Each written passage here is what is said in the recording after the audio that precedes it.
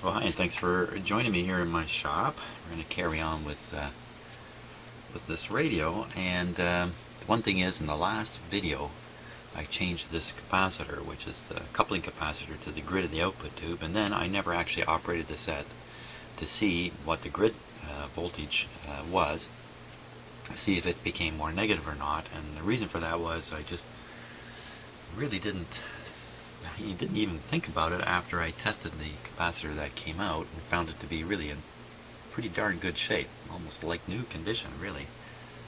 So I don't have any expectation that the grid voltage has changed, and it really wasn't that bad to begin with. So, but when next time I operate the set, I will make that measurement, and we will see what the real difference is. Now, what I've been trying to do is find a capacitor of the right capacitance and voltage that I can parallel across at least one of the capacitor segments in here to try to knock out some hum that's in the radio. And as it turns out, I have the right size capacitors, but too low a voltage to risk in there. They're 250 volt.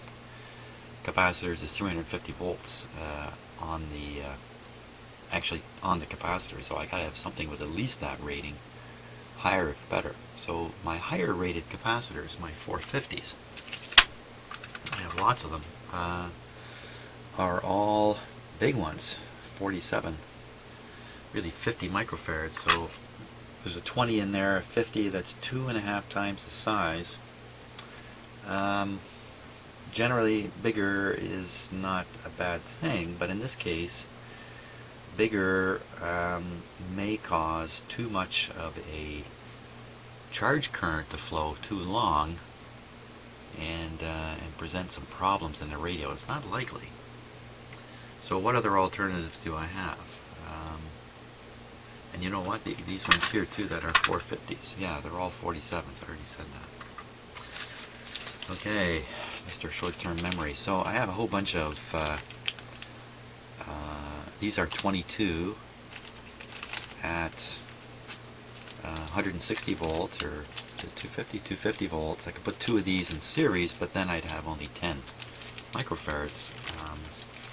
That wouldn't work. So here's some 50s at 160 volts. Now that's interesting. I could put two of these in series, and then so the combined rating is 300 volts, and I'm down around 25 microfarads. So that's pretty close, but you know, it's just not close enough. And plus, I'm really not so comfortable putting these things in series. If one's a little different than the other, maybe most of the voltage is going to show up across one of them. So what to do? So I think what I'm going to do is I'm going to put a 47 microfarad big capacitor, 450, and I'm going to disconnect the existing 20 and just let the radio run with a much bigger capacitor. And I don't think I'm going to get into any kind of trouble. One of the reasons the capacitor is sized the way it's sized is this is the smallest the designers thought they could get away with. Now, because there's money involved, they want to put a bigger capacitor in, some more money, and look at the size of that compared to the size of the modern one. These were pretty expensive components in the radio. So that's what I'm going to do. Now, where am I going to do it? I'm going to connect. I want to connect to this terminal and then to a grounded terminal somewhere nearby. So I have to hunt for a ground in this area, and a grounded terminal. I'll do it the lazy guy's way. We'll just listen to that meter. And I'll just hunt around. Hunt for a ground. Hunt around for a ground.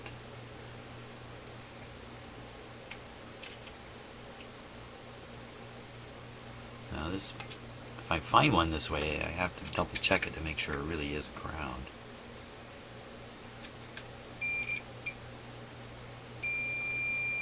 There's one possibility. It's in a good spot.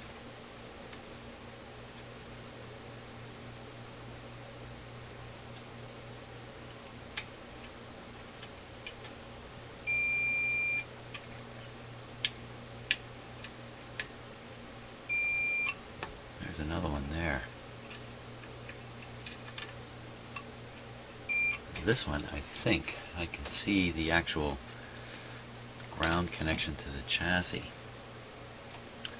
Just get a little more light on the topic here. Yeah, okay, so I'm able to eyeball that this particular terminal is connected right to ground, and I think that's within range where I want to be. That's good, and there's room for this capacitor to sit right in here. Of course, I'm going to have to shorten these leads up when I make the connection. Ooh.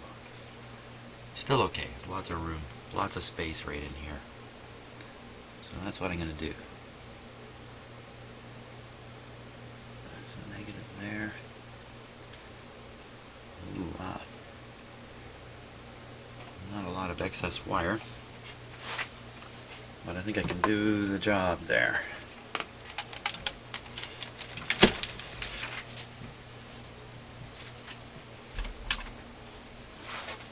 Get a little bit of shrink hose here.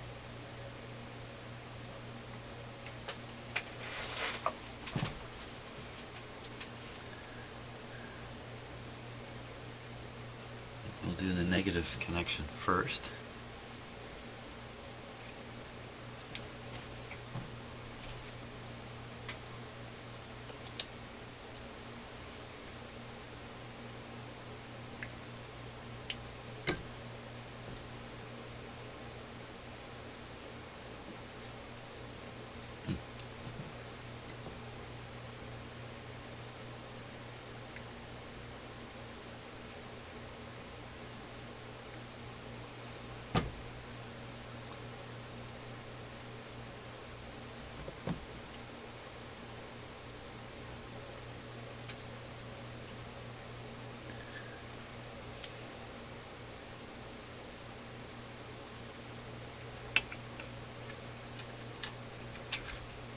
Want to hook the wiring behind the terminal there.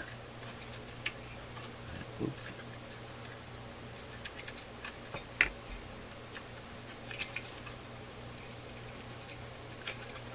Ah.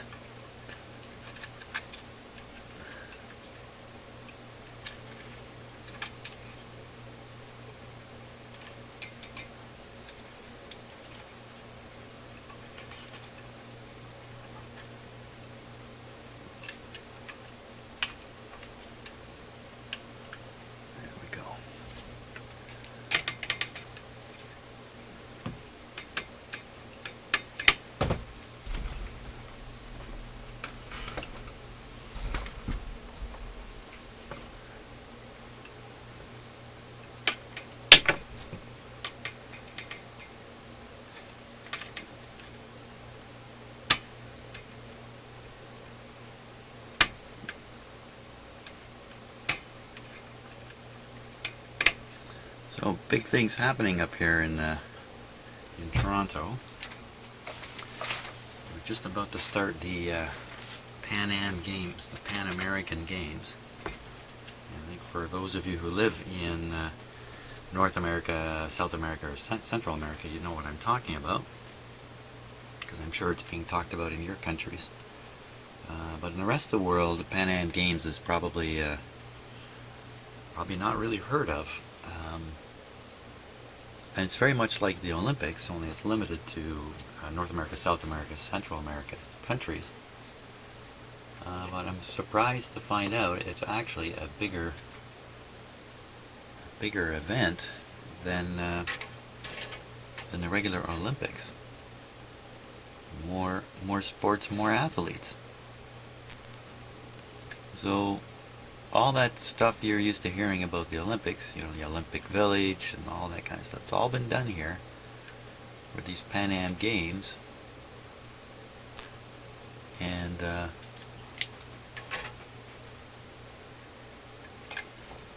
work. It's a very big deal. I think 10,000 athletes and their coaches and entourages, people are coming. The sports venues are all over Ontario. If you're from far away. You don't really know much about Ontario, I'm sure. Ontario is a province in Canada. It's bigger than many, many countries. Geographically, Canada is a huge country. Now, okay, so I want to cut this capacitor wire away, the old one, because I just don't want to parallel it in there. It's just way too much capacitance for sure. It's kind of buried in there. Let's see if I can do a little bit of a closer look here.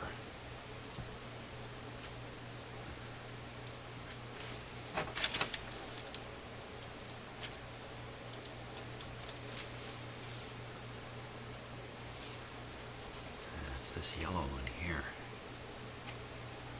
Now, I could cut the wire anywhere along its length. I could leave it soldered on here. What would it really matter? It's just a matter of being kind of neat here.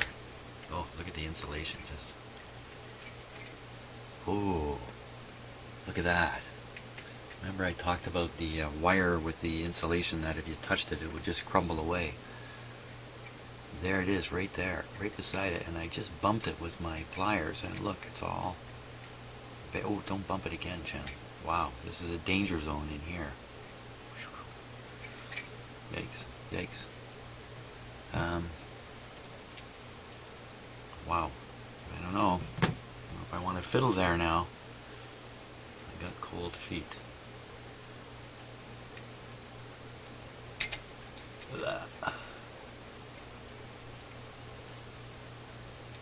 I'm using cutters that are useless. Why am I doing that? Because they happen to be in my hand right now. Somewhere there's a good cutting surface on me.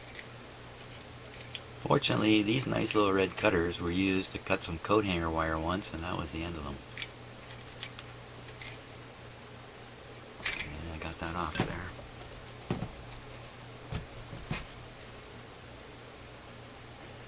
Just want to try to cut the bare tip off here.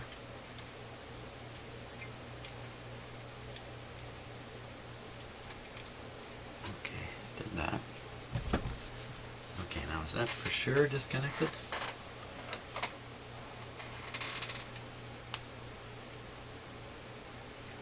Yeah. Kind of bend it up out of the way a little bit. Now, better leave it. Now, look at this mess I've got to try to solder to. In there.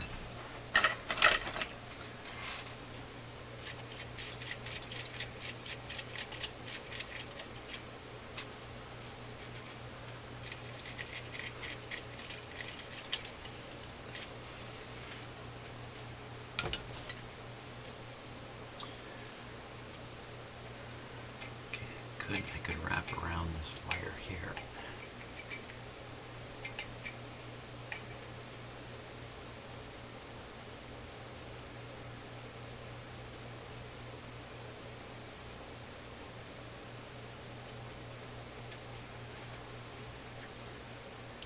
A little bit of shrink sleeve on it there first.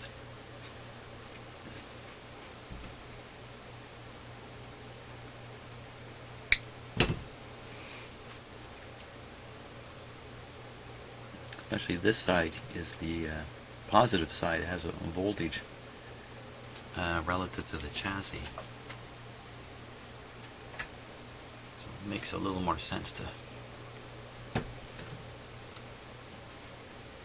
cover it. Here we go.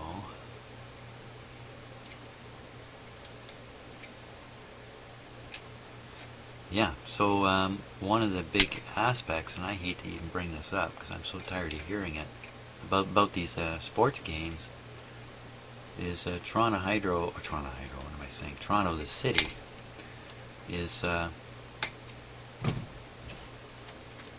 overloaded with traffic on the best day. And you bring 10,000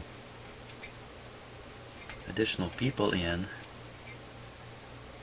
make it important for them to travel successfully through the city any time during the day on the big highways and that. Wow, that's a challenge. because if you just threw them into the mix, I'm sure you'd be looking at gridlock on every highway. So the event organizers and the government have altered the usual road highway system here to create preferred travel lanes for the sports people. And you can imagine politically how difficult something like that can be, because people in Toronto are very concerned about the traffic all the time. So it's going to be a bit of a rough, I think it's a 4-week event.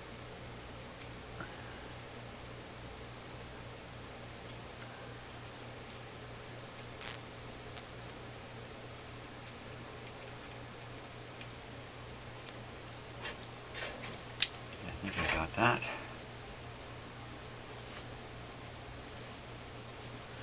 Negative to ground, positive where it's supposed to go. Yeah, that's good.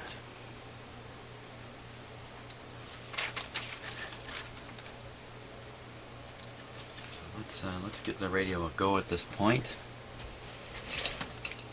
See if it still hums. Okay, we can certainly start the radio up with restriction, having changed a major part like this. And here we go.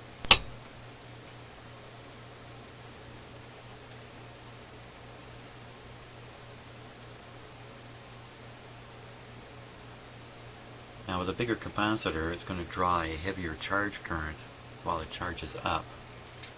It's going to put a little bit of strain on the rectifier, I think, but here comes the radio.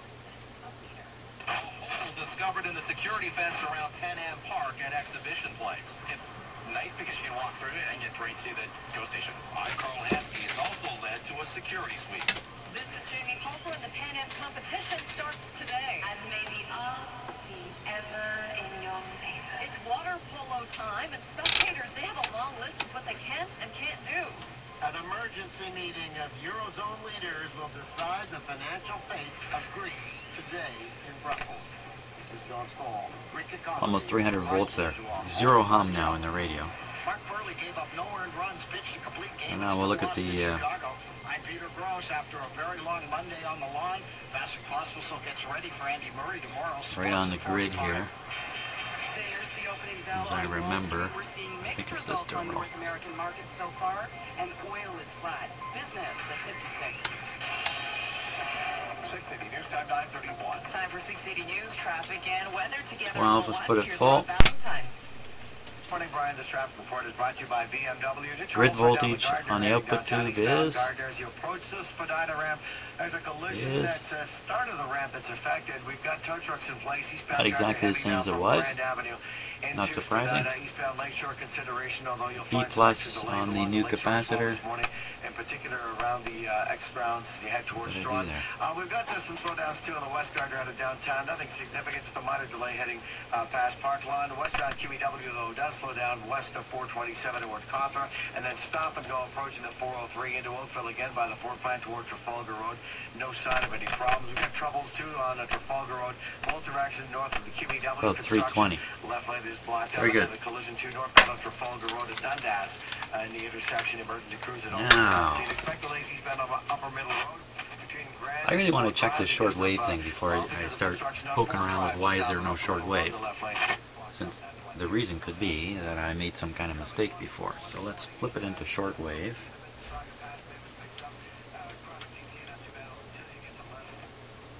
Okay, that's the shortwave band. Very quiet. You know, you'd expect some kind of hiss and crackle, especially in my shop. Silent. It's on the outdoor antenna, this wire here. I mean, it's silent. The volume is full.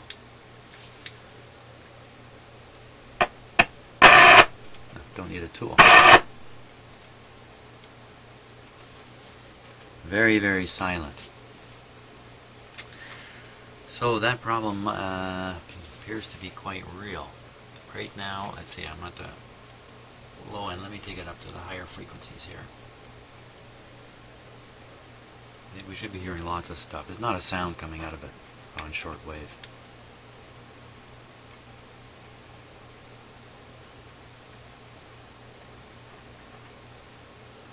Okay, now I got an email from Doug, I think it was, who pointed out two capacitors, one in particular, that I should be suspicious of, especially with this shortwave situation. And if we just glance at this schematic, here's the two local oscillator coils, and just beyond them are two capacitors. Aha, okay, so at a glance I figured both of these are tiny. They are small value capacitors, and both would be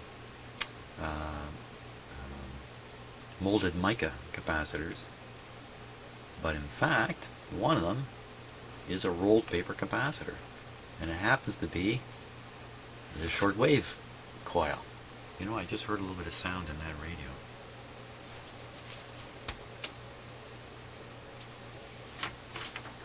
There is a very faint sound there.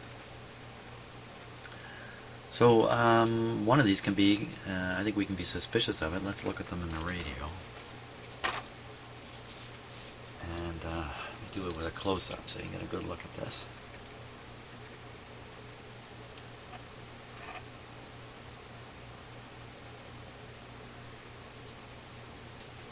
Okay.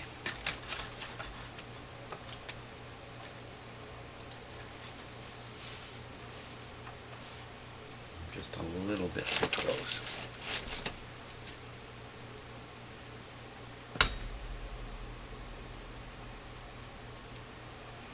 There we go. Let me sharpen the focus on it. Give me 1 second here.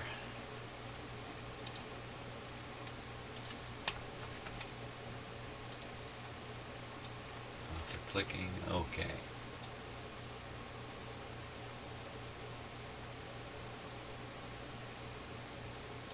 There we go. Now the radio's still on, but it's silent now, so I gotta be a little bit thoughtful here. So here's the two oscillator coils right here. One for AM, one for shortwave. And then over here is the band switch. The band switch, when we look at it a certain way, it's really pretty simple here. So if we look on this side, you see the three, let me steady my hand here so I'm not shaking so much.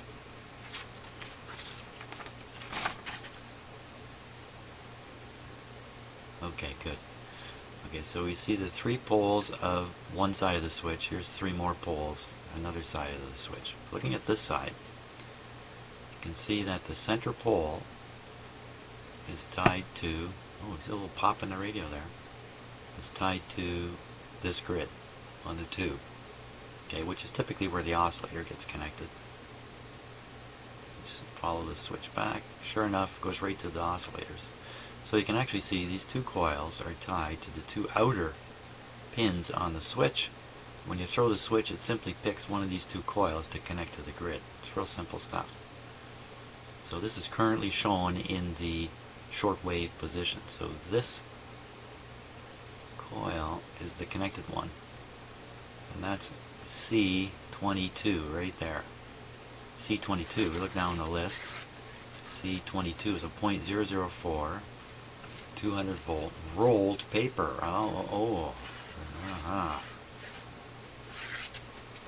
There it is right there. Connecting from one of these coils, this would be the shortwave coil, right to the switch. And the other terminal on the switch, which is back here, is connected to this capacitor, which I thought was kind of suspicious looking. This one here. But that one is number 21 on here. And 21 is a 445 micro or picofarad. There, 445 right there. So pretty sure this is original. Pretty darn sure this is original. Maybe this guy is causing the problems with the local oscillator strength, local oscillator frequency, or maybe it's not even oscillating. Maybe it's not even oscillating.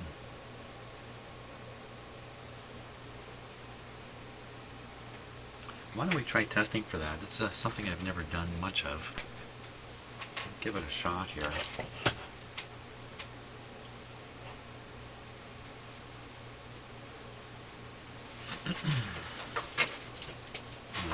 Check using the oscilloscope, which I'm just getting going here.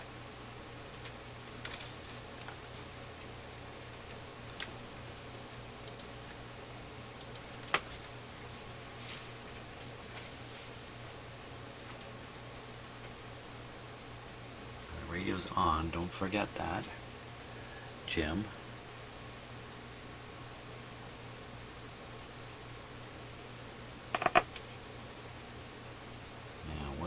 Where can I check for an oscillator? I'll put this on 5 volts per division, AC connected. Speed this up just a little bit. Actually, I can speed it up quite a bit. We'll look at the top of this coil here.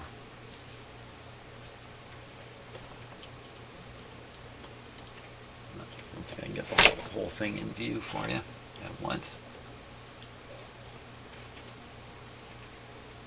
Messy operation. Here we go. Well, don't see anything at all on the scope.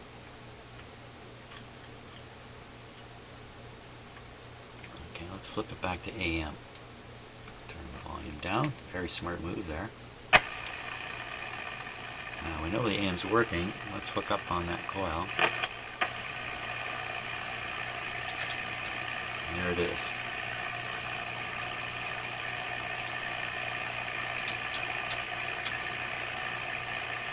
Where's it going? It must have bumped.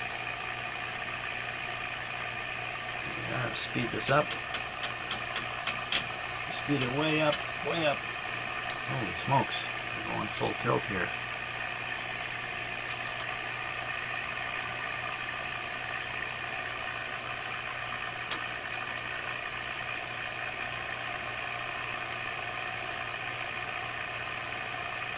Slow it down.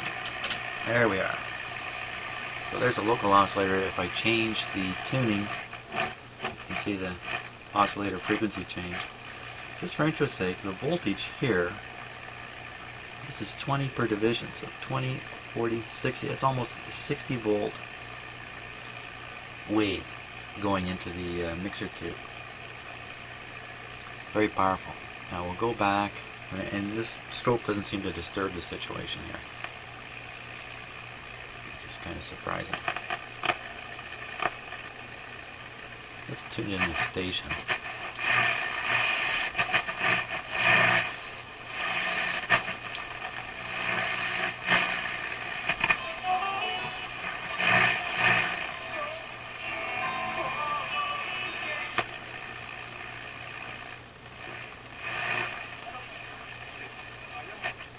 So it did alter the frequency.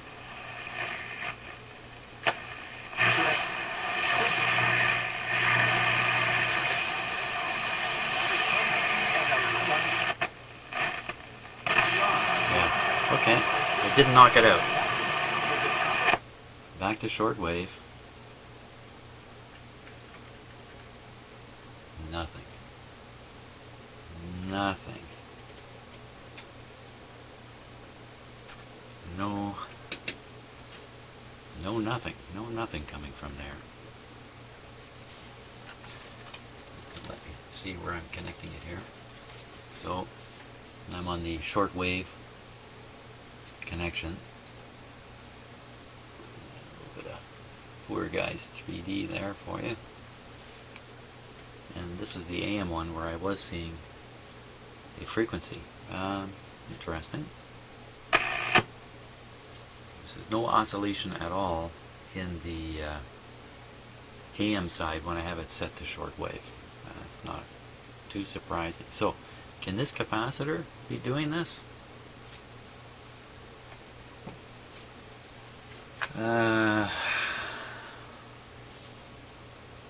Well, I think it's got to come out. I think we got to change that capacitor out, put in a proper one. I think the size is probably very critical in this particular installation because it's right in a oscillating circuit where its frequency is dependent on the capacitance and inductance in the circuit. So I say he must come out. He must come out. I must turn it off before I get myself in trouble here. Okay. Easy one to replace, that's for sure. Now let's cut him off here.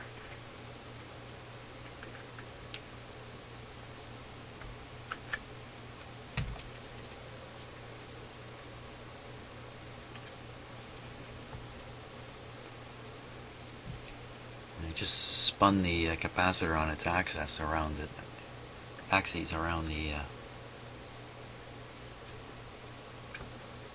around its wire lead. That may have ruined it right there.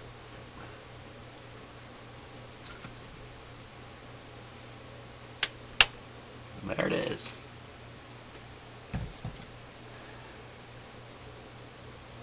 .004. I gotta find a .004.